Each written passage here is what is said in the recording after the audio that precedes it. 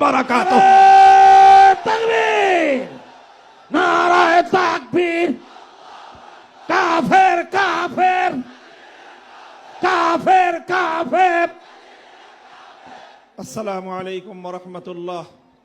নাহমাদুল্লাহ তাআলা ওয়া নুসাল্লি আলা রাসূলিহিল কারীম, আম্মা বা'দ। قال رسول الله صلى الله عليه وسلم فأنا اللبنة وأنا خاتم النبيين।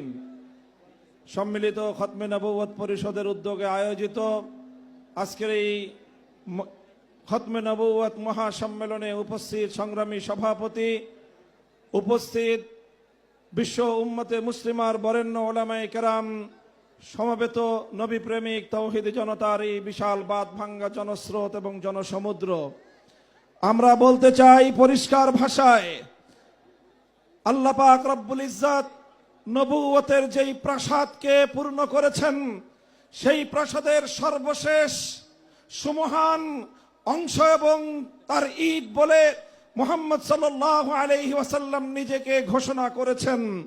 আল্লাহর নবীর পরে ইসলামের নবুয়তের এই সুমহান প্রাসাদে অন্য কেউ যদি নবুয়তের পরিচয় দিতে চায়, সে নবুয়তের এই সুমহান রাজপ্রাসাদে আবর্জনা, ময়লা বলে বিবেচিত হবে। ইতিহাসের ঘৃণিত ময়লা আবর্জনা কুখ্যাত গোলাম আহমদ কাদিয়ানী এবং তার অনুসারীদেরকে বাংলার রাষ্ট্রে কাফের ঘোষণা দেখতে চাই। পরিষ্কার বলছি, আমরা 2013 সালের নবী প্রেমিক তাওহীদি জনতার শাপলা চত্বরের রক্তের উপর 24-এর যে বিপ্লব প্রতিষ্ঠিত হয়েছে, সেই বিপ্লব পরবর্তী বাংলার মাটিতে কাদিয়ানীরা মুসলিম ঘোষণা হতেই হবে, হতেই হবে। সরকারগুলোকে বলতে চাই, আমাদের পূর্বপুরুষ খতিব ওবায়দুল হক, শাইখুল হাদিস আল্লামা আজিজুল হক, সৈয়দ ফজলুল করিম পীর সাহেব চরমনাই, মুফতি ফজলুল হক আমিনী থেকে আল্লামা আহমদ শফি রহমতুল্লাহ আলাই, জুনায়েদ বাবু নগরী, সকলেই কাদিয়ানীদের খতমে নবুয়ত, এই কাদিয়ানীদের অমুসলিম রাষ্ট্রীয় ঘোষণা শুনে যেতে চেয়েছেন, দেখে যেতে চেয়েছেন। দুঃখ এবং পরিতাপের বিষয়, বাংলাদেশের সরকারগুলো এই কথা রক্ষা করতে পারে নাই।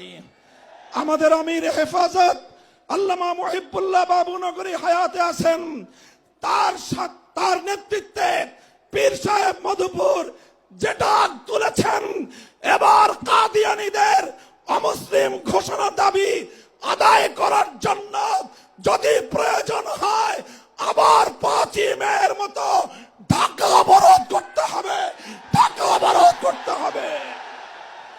শুধু ঢাকা নয়, প্রয়োজনে জাতীয় সংসদের দিকে লং মার্চ করতে হবে, বাংলাদেশ অবরুদ্ধ করতে হবে, সকল রাজনীতি বন্ধ করে দিতে হবে, পার্লামেন্ট অচল করে দিতে হবে, সচিবালয় বন্ধ হয়ে যাবে, বাংলাদেশ থমকে দাঁড়াবে। কাদিয়ানীদের অমুসলিম ঘোষণার দাবি আদায় করতে হবে। রক্ত দিতে হলে রক্ত দিতে হবে। জীবন দেওয়ার জন্য, খতমে নবুয়তের দাবি আদায়ের জন্য মাথায় কাফনের কাপড় বেঁধে শহীদ ঈদগাহে যেতে কারা প্রস্তুত, কারা প্রস্তুত?